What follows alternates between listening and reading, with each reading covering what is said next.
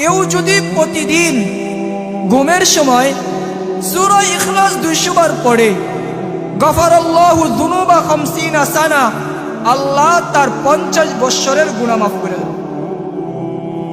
ঘুমের সময় এই সূরা 200 বার পড়লে 50 বৎসরের গুনাহ মাফ। আমার আপনার বয়স কত হিসাব যদি লাগাই, আপনার বয়স যদি 60 হয়, এই 60 থেকে আপনি 15 বাদ দেন, কারণ ওই 15ই কোনো গুনাহ লেখা হয় না।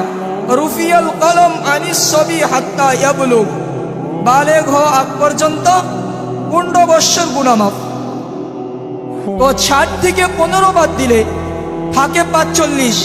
আপনি এক রাত্রে যদি 50 বৎসরের গুনাহ মাফ হয়, তাহলে 45 বৎসর মাফ হয়ে আপনার আরো 5 বৎসর অতিরিক্ত থাইকা গেল।